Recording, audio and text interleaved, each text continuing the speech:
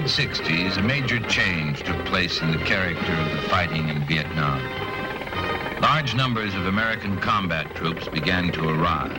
Until then, the fighting had been handled by Vietnamese forces, with American troops serving primarily as advisors. The enemy, unable to defeat this combination with primarily guerrilla-type forces and operations, had begun bringing in regular North Vietnamese Army units in large numbers.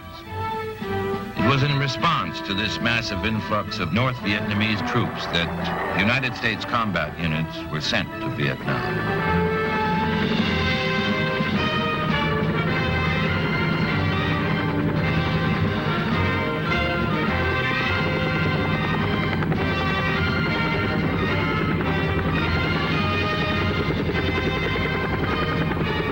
These troops did what they came to do. They carried the fight to the enemy where he lived. The aims of the aggressor were checked again. And at the same time, the armed forces of South Vietnam were growing both in size and capability. This took a big jump forward when the national mobilization laws were enacted. Throughout Vietnam, it was recognized that providing real security for all the people was essential. And that if the job were to stick, it would have to be done by the government of South Vietnam itself. With the end of the 1960s, the time had come for another major change in the character of the war in Vietnam. That is, free world forces would begin to phase out of the war as the people and the armed forces of South Vietnam became capable of filling the gap. The term that has been used to describe this change is Vietnamization of the war. Vietnamization means Vietnamese armed forces taking over, but it also means, it has to mean, a great deal more. How much more? Every Vietnamese soldier is helped to understand, since so much of the effectiveness of this effort will depend upon him. He learns that Vietnamization also means pacification, and that both terms take in a wide range of action: military, political, psychological, civic, social, economic. All of these, as they go forward, mean progress to peace.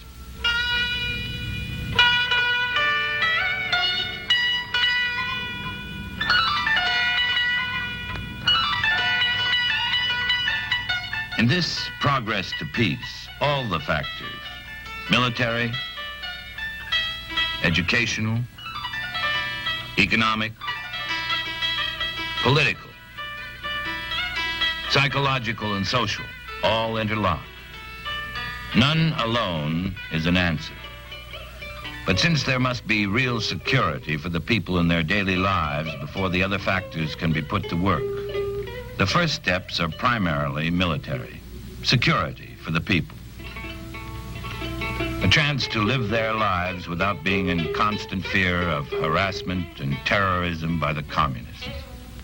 The Vietnamese army, as it grows in size, experience, and capability, is making strides toward attaining this initial goal, taking over step by carefully coordinated step the areas of responsibility that have been held by American combat units.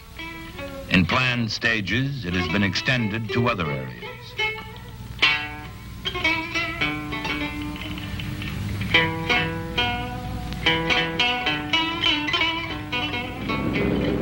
The Vietnamese Navy continues to function off the shores of Vietnam, keeping watch over the sea approaches.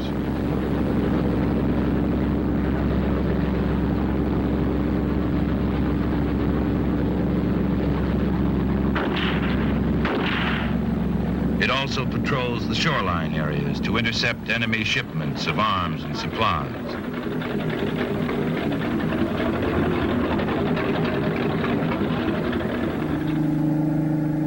The Vietnamese Navy has also taken over from the United States Armed Forces in the highly effective riverine operations in the Mekong Delta country.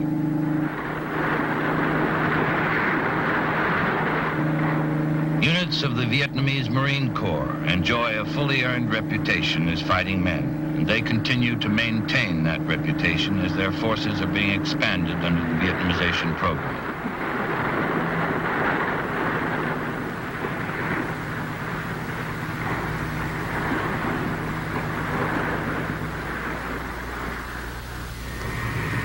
The Vietnamese Air Force has not yet reached a level of size that will enable it to meet fully the needs of combat over the whole nation. But its pilots are capable and their numbers are growing under an intensive training program.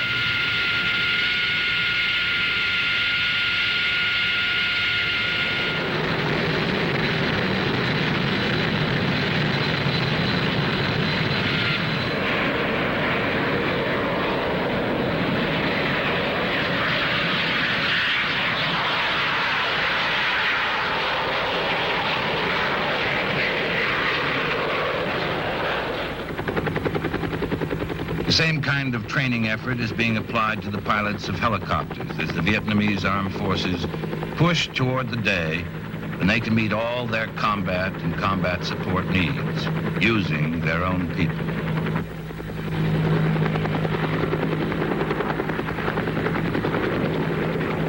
This program extends into the technical and support operations of all the Vietnamese armed forces. Hundreds of technical personnel have been trained in various levels of maintenance in such essential areas as transport, communications, and ordnance. Many of these have been trained in American technical schools outside Vietnam, and they return home not only to perform their new skills, but to teach them to others. Once a given area has been cleared of enemy main force units, the prime responsibility for ensuring local security rests with forces designed specifically for this job. One such is the regional force, which operates on the province level and ranges throughout its assigned territory as needed. These are company-sized units, permanently stationed in their given province and serving it. They continually seek out the Viet Cong, engage them in battle, and if necessary, call on ARVN or Allied forces to reinforce them or take over.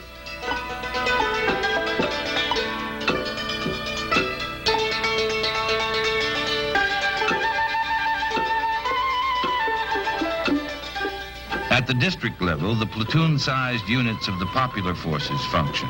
These are not as mobile as the regional forces. They rarely go far from their own hamlet. But they form an important part of the structure designed by the Vietnamese government to attain and then maintain security for the people. The popular forces typically protect points of control and communications in and around the towns and hamlets, checkpoints, government installations, warehouses, bridges, as well as the perimeters of the communities themselves. Both the regional and popular forces can call on the mobile advisory teams of the United States Army for advice and training help. Such teams assigned to province areas work with and through the province and district chiefs. At their request, the teams go wherever they're needed to help regional and popular forces improve their operations and do an even better job of providing for security on a local basis. On a still more local level, in the villages and in the hamlets, boys and older men participate in the people's self-defense forces. Some women serve, too, in support capacities. The boys and men, either too young or too old for regular military service, do an important job providing village self-defense, mounting regular and successful ambush patrols against the VC. Perhaps even more important is the mental atmosphere reflected by the very existence of these volunteer self-defense forces. On the one hand, the willingness of the people to be identified with the government, to accept it as their government and to stand against the Viet Cong. On the other hand, the willingness of the government to put its trust in the people, to provide them with arms and ammunition and training. And the People's Self-Defense Force is no small development. More than 3.5 million villagers have volunteered to take part. In addition to the forces which meet the threat of communist aggression from without, a major emphasis must be placed on rooting out the hidden communist structure within. In the cities of Vietnam and in the towns and hamlets, the National Police provides a prime answer to this need by augmenting the armed forces of South Vietnam. They are, along with the regional and popular forces, increasing the ones who maintain security in areas which have been made secure. More like the town police that we know are the policemen who work at the district and lower levels assigned to hamlets and villages. They handle the usual things that township police handle: crime, disturbances among citizens, as well as some matters concerning the VC. Though in most action of this latter sort, he would call on the National Police Field Force or regional or popular force units for help. All of these forces direct their efforts toward achieving that first essential goal: security for the people, so that they can raise and sell their own produce, live their lives without the burden of constant fear. This security is growing. A prime indication of this is the massive increase in the number of local communities which have elected local governments throughout Vietnam. This happens only when the people of a village or hamlet are really convinced that the government's protection against Viet Cong terror is here to stay, because officials of local governments have been a prime target for VC assassination since the fighting began. Today, more than 90% of all hamlets and villages have elected local governments. This is a big step and an important one, a development that has really mushroomed since early 1969.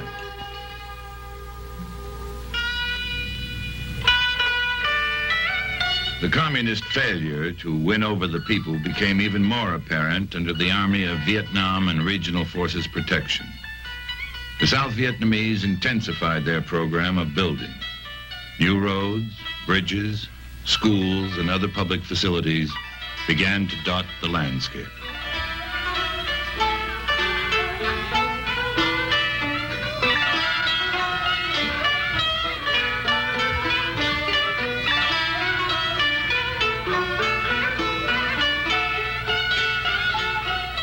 Today, there are hundreds of thousands of Vietnamese enjoying government protection. They are beginning at last to live without fear and to build with confidence for the future. But security, as we said, while it must be the first step, is only the first step.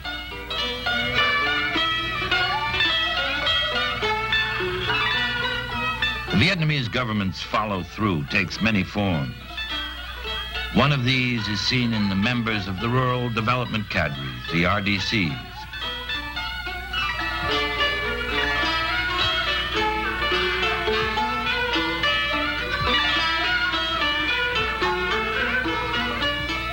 They work in specially trained 30-man teams, lightly armed and well able to lead and to teach villagers the techniques of local self-defense. But this is by no means their whole job.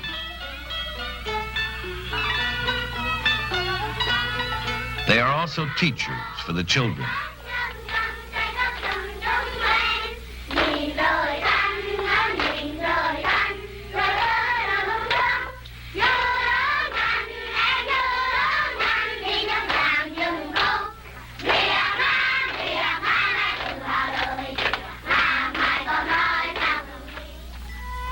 Each RDC team includes a wide range of know-how. They are trained administrators, people who know how to set up a dispensary and get it running.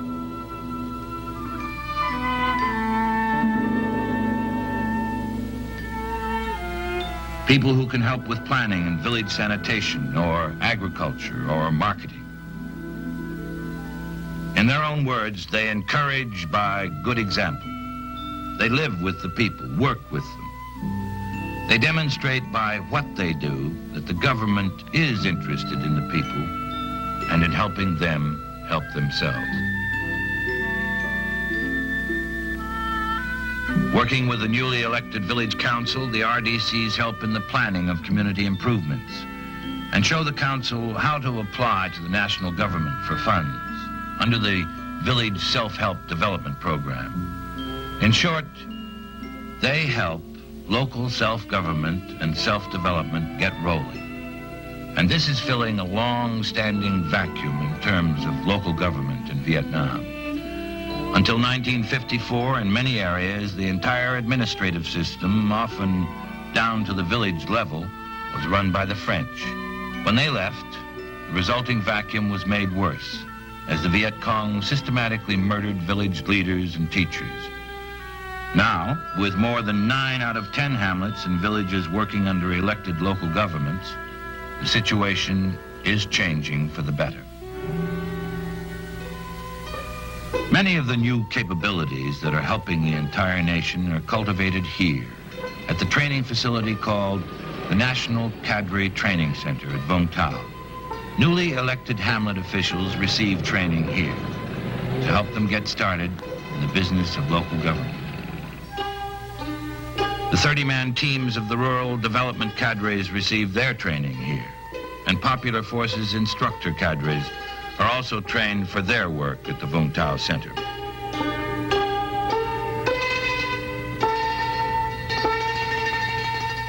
Village technical people, such as village sanitation chiefs, dispensary personnel, and administrative specialists are schooled here too. So all of these people go back to their villages and hamlets with at least basic know-how to guide them as they begin working out the social and civic and economic progress of their individual community.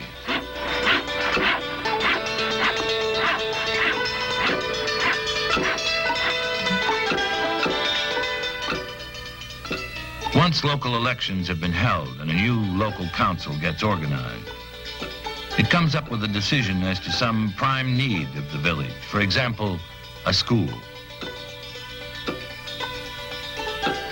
They're eligible for government funds to help in providing their own answer to that need. They decide what the need is. They will contribute their muscle and sweat. The government will contribute funds from the Village Development Program. If the project is fairly large scale, perhaps some materials will be provided by AID, the American Agency for International Development, and technical help by the Vietnamese government. Another vital effort being made by the government with U.S. help is the continuing program of improving and extending the road and waterway networks of Vietnam.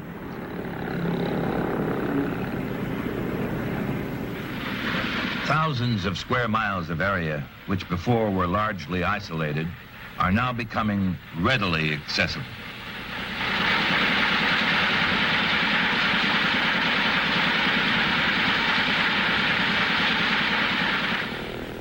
Primary roads and waterways provide a tremendous boost to economic activity, create ready avenues for the movement of goods of all kinds. They are also vital to the development of local governments. If the VC can keep a village isolated, they can keep it dominated. Every road means just that much less isolation. It also provides a route for quick action by Vietnamese Army or regional force units if a village or hamlet needs help. The economic impact of this program can be startling. One large town, which formerly existed in virtual isolation, now has a good primary road. With transport of goods so much easier, the cost of living in the town has dropped by 40%.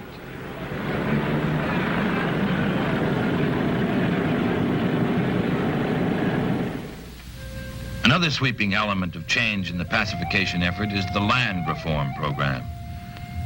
The government is in the process of transferring ownership to the farmers who work the land and compensating the former owners. Former colonial lands have been given over to local ownership, and the program calls for more action in the same direction as more and more areas are made secure.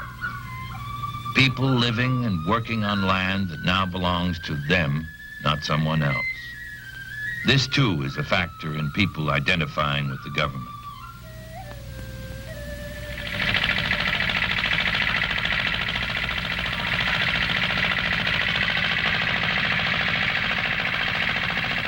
Government funds may further underscore the point made by its land reform programs. For example, rural credit loans make it possible for a group of farmers to get together and buy farm machinery which they can share to till their land with an efficiency unknown in the past. The same kind of loan may enable a fisherman's cooperative to replace heavy, easily torn fiber nets with light, long-lasting ones of nylon. These are only two from dozens of possible examples. But whatever the specific need they provide, such loans are further evidence that the government is in fact concerned with the progress of the people and is working to further that progress.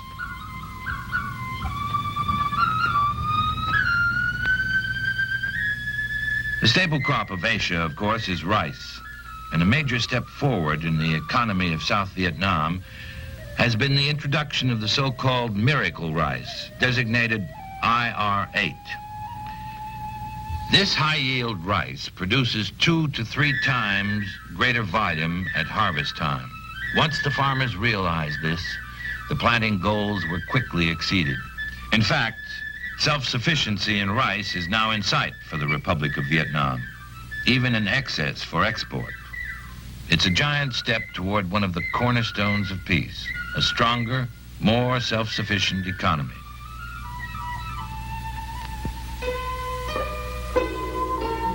Another aspect of pacification is the resettlement of the masses of people who were evacuated from battle-torn areas to become refugees.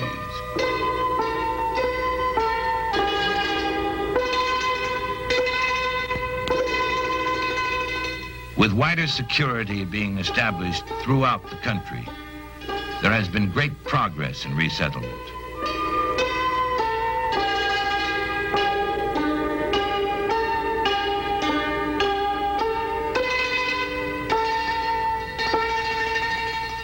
Most refugees return to their former homes, often with government assistance in the form of a resettlement allowance, something to help them settle back in. The price of a new cow or tin roofing to rebuild their house, depending on what they've lost and what they need to get started again. Those who don't return to their home areas often go to new locations, perhaps to lands provided under the land reform program. Or they may simply decide that the refugee hamlet in which they've been living can be a self-supporting community. They've put down new roots, established a new way of life. They elect officials for their new community and go to work to make it thrive.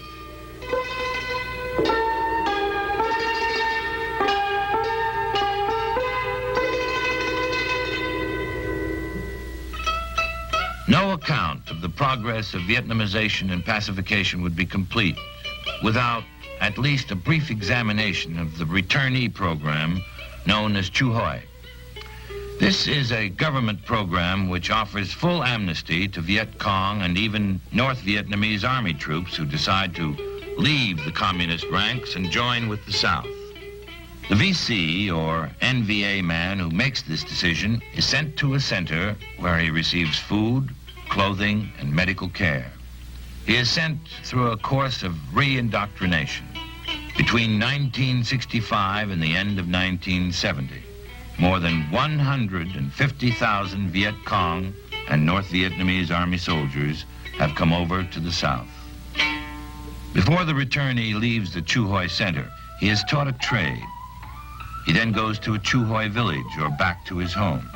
He, too, has become one committed to the Republic of Vietnam because he knows that he is now a Viet Cong target. But he also knows that his amnesty goes all the way. He is a fully accepted citizen. He can qualify to vote or serve in regional or popular forces back in his home region. The Chu Hoi returnee may work with an armed propaganda team, going out to tell the story of his own experience to the VC in the countryside in an effort to persuade others that the Chu Hoi program does in fact mean what it says. genuine amnesty. All of these activities, programs, policies, have as their objective the attainment of a situation in which the people of Vietnam can determine the way they want to live their lives and then live them free from constant fear. As large numbers of American forces are returned home, Vietnamization proceeds.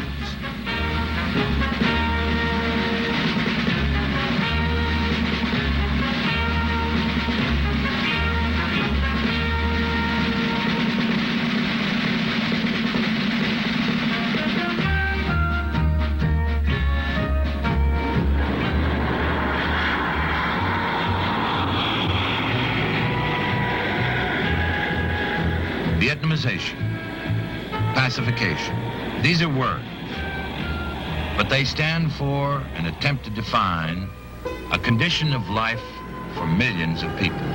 The establishment of area security by military means and with the follow-up of national police protection, then the building up of stronger local and national government, greater productivity in the economy of the nation and hamlet.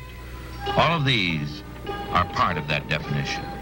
And all interlock and depend on one another, just as do the lives of the people. This program, as it succeeds, is deadly to the aims of the communist enemy. He knows this.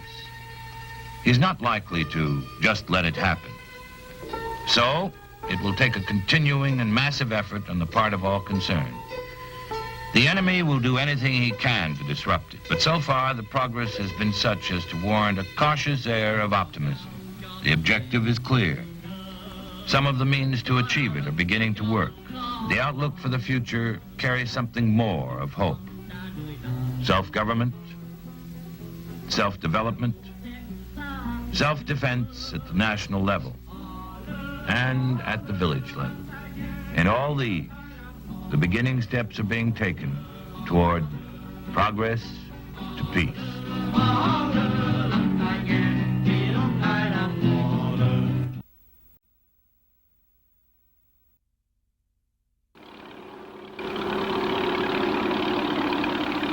At dawn, somewhere deep within the Mekong River Delta, a South Vietnamese river assault group moves against the Viet Cong.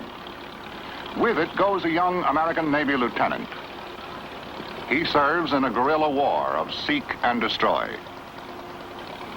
Yet here, far from destroyer and aircraft carrier, he is the American Navy in Vietnam.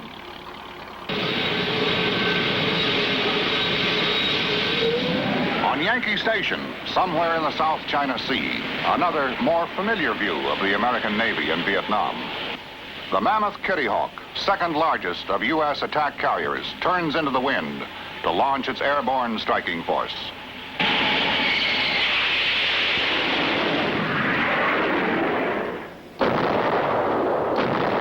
Not far away along the coast, other units of the U.S. 7th Fleet take careful aim on call from troops fighting ashore and place supporting fire on Viet Cong concentrations. Farther south, another kind of armed strength prepares to go ashore. The most effective means known for gaining and holding a piece of ground. The individual fighting man, the United States Marine.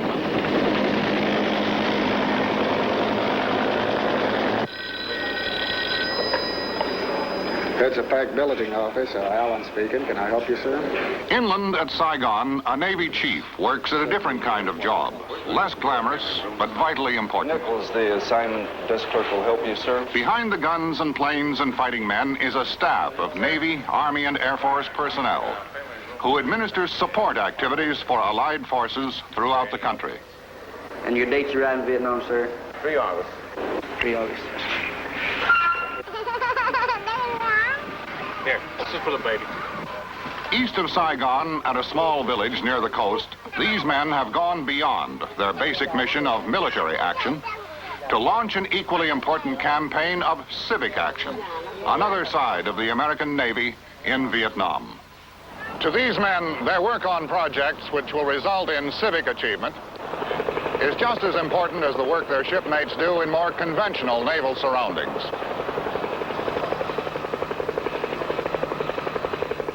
I'm Chet Huntley. To most of us, this is the United States Navy. The aircraft carrier, the cruiser, and destroyer. The modern deep water Navy, extending American strength across the oceans of the world. But in Vietnam, the American Navy has done an unprecedented variety of different jobs. It has held command responsibility for all support activities. With the Army, it has been advisor to the South Vietnamese and has sent the Marines to help fight the land war. With the Air Force, it flies the planes which provide air power. And with civilian agencies, it pursues a vigorous program of civic action. These are the all-around capabilities demonstrated by a modern, versatile naval force in action. The American Navy in Vietnam.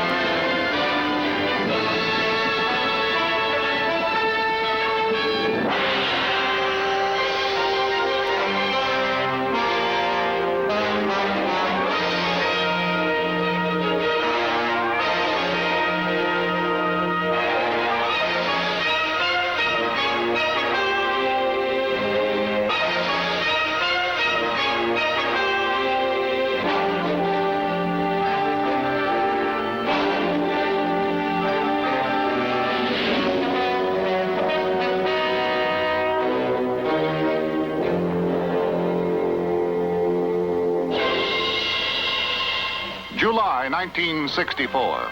Off the coast of Vietnam, units of the United States 7th Fleet patrol the waters of the South China Sea.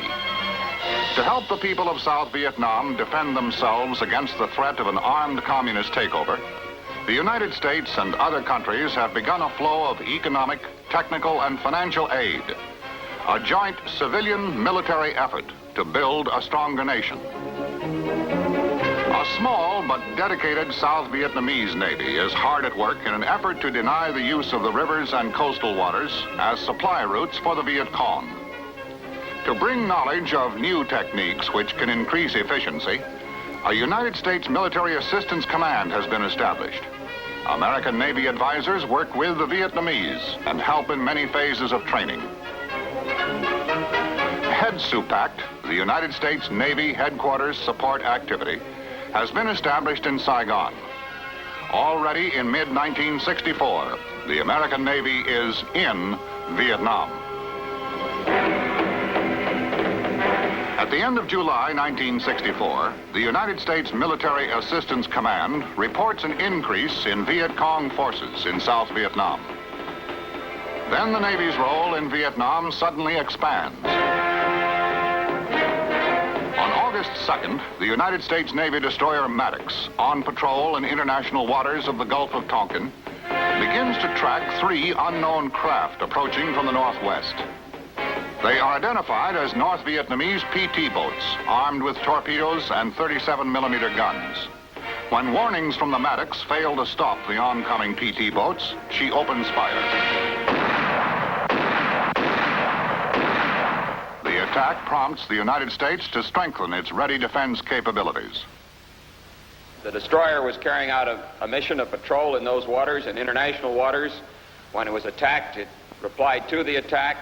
It continued to carry out its mission today and will do so the remainder of this week. In the same waters, the President has asked that the destroyer force be doubled and that an air cap, a combat air patrol, be available at all times on call to it.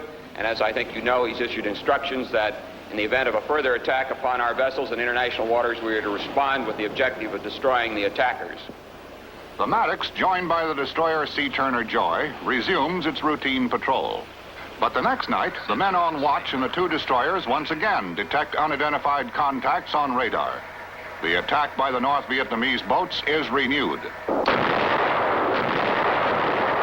After a 3-hour running battle in which 2 of the PT boats are sunk, the attackers break contact.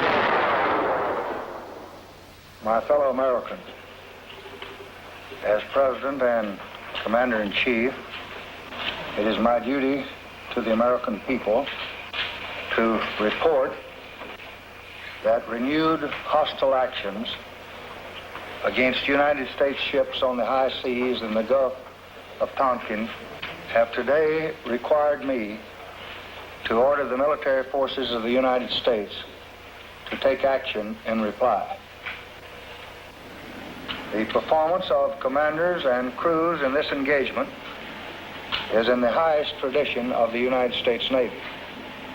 But repeated acts of violence against the armed forces of the United States must be met not only with alert defense, but with positive reply.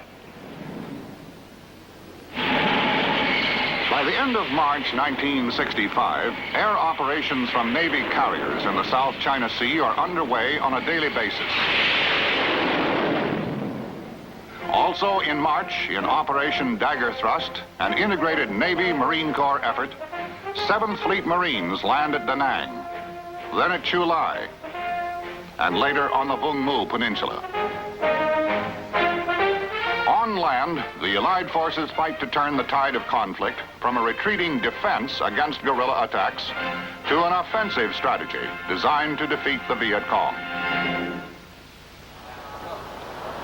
During 1965, the United States Navy, with its ability to move quickly on short notice, is called upon to reinforce the United States position. In the short time since the Tonkin Gulf incident, American naval power rapidly expands from a supporting role to a full-fledged naval task force. Embodied in the forces of the United States 7th Fleet is almost every facet of modern naval power. Cruisers like the USS Canberra are built for fast speeds and long endurance. The destroyer, indispensable to any naval action, is the workhorse of the fleet. The USS Bainbridge, a destroyer leader, is largest of the destroyer class, the world's first nuclear-powered guided missile frigate. Both cruisers and destroyers, in addition to their traditional deep water roles, have been called upon to play a special role in Vietnam. Delta, this is Gamma 26 Charlie.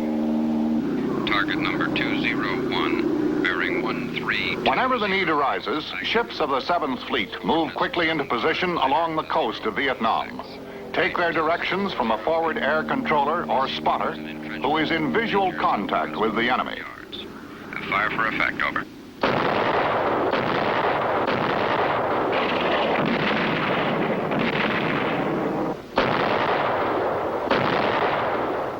This is Naval Gunfire Support, a mobile source of big gun reinforcement for friendly troops ashore. Meanwhile, standing farther offshore is the heart of the fighting fleet. In Vietnam, as never before, the aircraft carrier has proven her worth.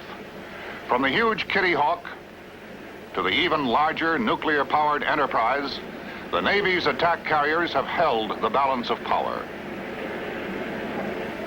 Stand by to start. The F4s, the A6s, the A1, and the A3. Stand clear of the jet intakes and exhausts on the A4s. You're clear to start. The F4s, the A6s, the A1, and the A3. Fast, mobile, independent of political boundaries and agreements, the carrier can ready her flight deck on short notice, launch her air power as required. The modern attack carrier is a carefully coordinated organization of countless complex pieces of hardware and of hundreds of men who make the hardware work. Remain on. Smoke watch reports black smoke, 3 Alpha boiler. All right, clear the stacks up, Roger. From yeoman to machinist's mate, many of the men below decks work at the important traditional jobs, familiar in naval ships throughout the world. What is the IFF on contact 330 approximately? Other men must master newer skills and disciplines required by new technologies. In the Combat Information Center, equipped with the latest facilities for rapid communication and data handling, a complete picture of the surrounding tactical situation is kept up to the minute by sophisticated electronic and computerized systems. Your pigeons 160, 80 miles, steer home plate, over.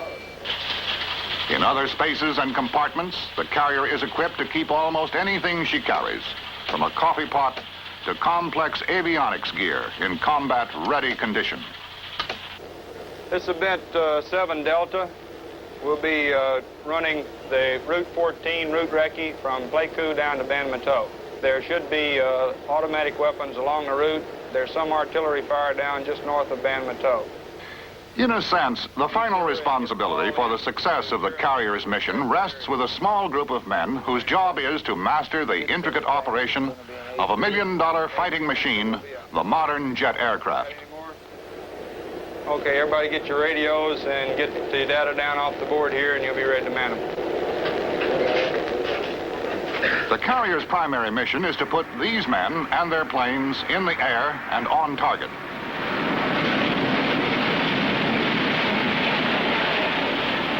Her mix of fighters, attack aircraft, and reconnaissance planes extends the carrier's strength for hundreds of miles.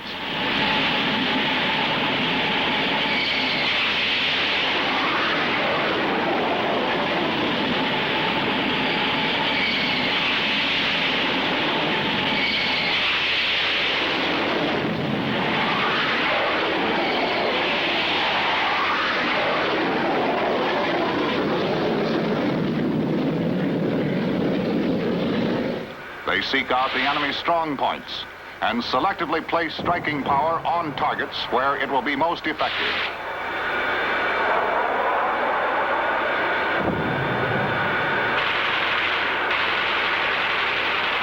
Enemy supply routes and storage depots, dams and airfields, barracks and troop concentrations. One of the best examples of the range and flexibility of naval power is the modern amphibious operation, a coordinated Navy-Marine Corps action designed to bring force in readiness wherever it's needed, put it ashore, and hold a piece of ground. In the years since World War II, amphibious landing techniques have been refined, modernized, and speeded up. In Vietnam, amphibious assaults by forces of the United States 7th Fleet have driven the Viet Cong from many strongholds along the coast.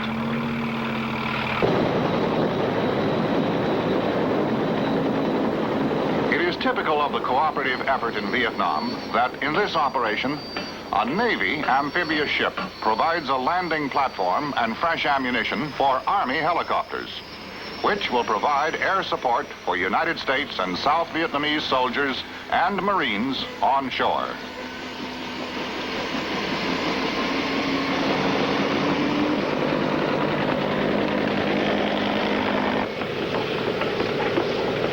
One of the newest concepts in strike warfare is built around the LPH, or Amphibious Assault Ship, a completely equipped floating helicopter base with complete facilities for the service and control of an airborne assault.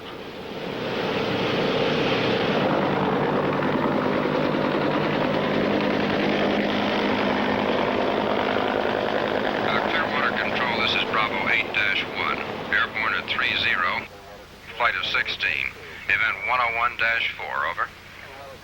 Bravo 8-1, this is Clearwater. Roger. Your pigeons to Point Cairo, 28014. Over. This is 8-1, roger out. Introduction of the helicopter to amphibious operations has precipitated the greatest single tactical innovation since the Second World War, the technique of vertical envelopment.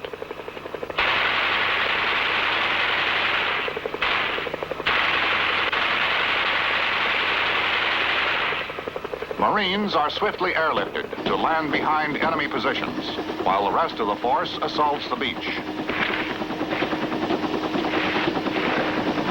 Completion of the mission is in the hands of the Fleet Marine, the Navy's most competent means of extending its power inland. It may be that the most unusual thing about the American Navy in Vietnam is the fact that it has played such an important role in Vietnam. The fact that the Navy, while it has carried out a wide range of assignments at sea, has also contributed heavily to the effort along the coast, in the rivers, and on shore. One of the most important jobs is the continuing patrol of Vietnamese coastal waters. Airborne patrols are flown day and night, around the clock, to ensure against infiltration of supplies and ammunition from the north. Clean cut. This is Bluebird 30. Large cargo jump position X-ray Romeo 7386. Request surface units investigate. Bluebird 30, this is Clean Cut. Roger out. Suspicious contact report, sir? Very well, thank you. In Saigon, at the command center of U.S. Naval Forces, Vietnam, naval activities throughout the country are coordinated. Mr. Epling, Bluebird 30 aircraft has a suspicious contact here in the restricted zone. He says it's a large... One of the major efforts of this command is Operation Market Time, the Navy's name for the important task of coastal surveillance. We have a destroyer and a WPB in the area. I recommend we send the destroyer down there to investigate this contact. In this case, a destroyer escort is assigned to examine a suspicious contact reported by Air Patrol. Hold it for a second. Vietnamese Navy liaison officers assigned to each American ship check identity papers and cargo manifests. To be certain that an innocent cargo of fish or rice does not conceal Viet Cong guns, supplies, and ammunition, holds are open and inspected. Each day brings thousands of fishing and cargo junks to the river and coastal waters of Vietnam. The enormous task of Operation Market Time is to guard against the use of this normal marketing activity as a cover for smuggling and infiltration by the Viet Cong. In addition to destroyers and minesweepers, market time patrols are conducted by high-speed patrol craft called swift boats, and by cutters of the United States Coast Guard, whose crews are well experienced in this kind of work. One of the newest additions to the patrol efforts in Vietnam is the Navy's PBR. The PBR is a 31-foot plastic-hulled, water jet-propelled craft designed for high-speed operation in very shallow water. Quiet and highly maneuverable, it is used in Operation Game Warden, whose mission is to prohibit all Viet Cong movement in the Mekong River Delta. Patrols along the coast are coordinated with the Vietnamese Navy through its regional coastal surveillance centers, just as naval activities at all levels are coordinated between American and Vietnamese. Can Tho on the Bassac River is headquarters for Vietnamese River Assault Group 25. Here and at other bases throughout the country, officers and men of the United States Naval Advisory Group perform one of the most important roles of the American Navy in Vietnam. Side by side with his Vietnamese counterpart, the American advisor helps to fulfill the mission of the River Assault Group, to deny the waterways and hiding places of the Mekong Delta to the Viet Cong. We suggest we alert the RAG patrols to keep a careful eye on this area for the next couple nights. Yeah.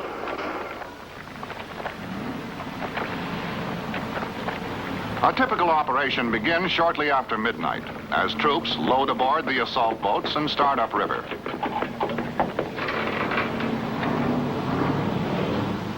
By the next morning, the assault group, which has moved several miles upriver to close with the Viet Cong force, launches its attack.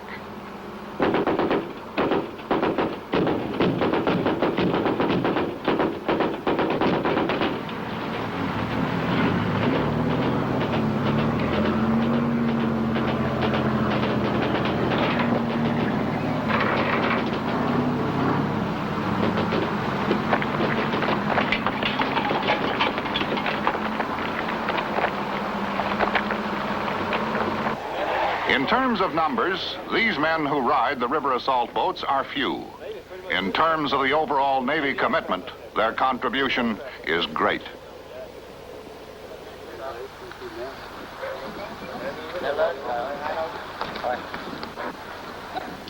At a junk force base in the Delta near the small fishing village of Tiem Tom, another U.S. naval advisor lives and works day in, day out with the men of Vietnamese Coastal Group 37.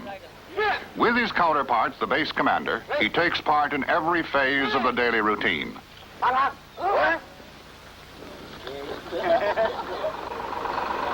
Papers all okay?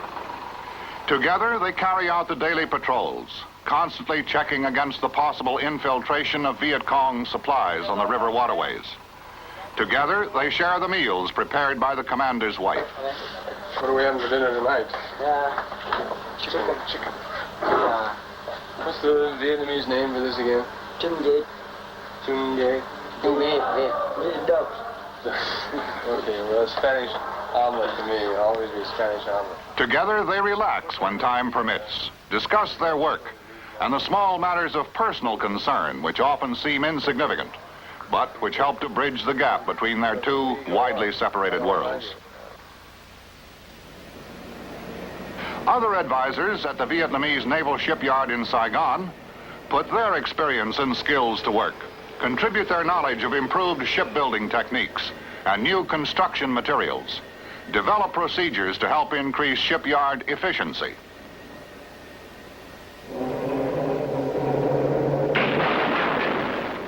At Chu Lai and Da Nang, at Tai Ninh and Pleiku, from the Delta to the Central Highlands, the Seabees, naval construction experts, are at work on a wide variety of vital projects. Often working behind the scenes, the Seabees don't make headlines.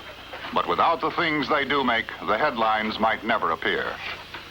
From airfields and roads to hospitals and storage depots, the Navy construction battalions move from project to project, pursuing the accomplishment of their Seabee motto, can do.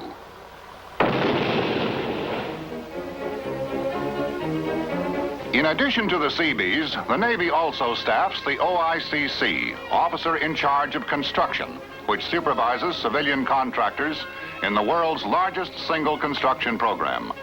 The OICC plans and builds military facilities throughout the country.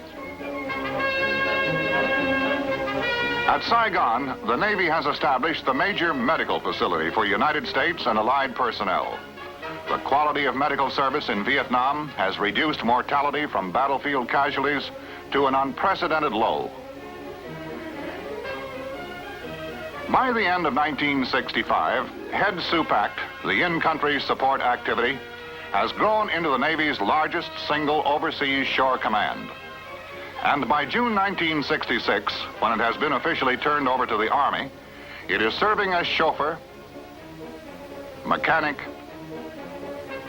administrator, electrician, doctor, and policeman. It is generating electric power, providing warehouse facilities, operating an airline, and performing other services for thousands of Allied personnel.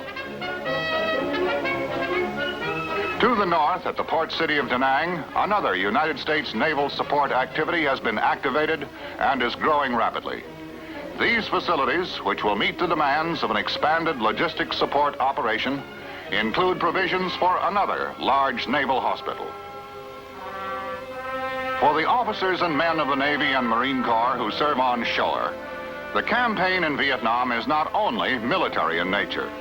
Seabee technical assistance teams have helped with scores of civilian projects which will improve conditions for the South Vietnamese people.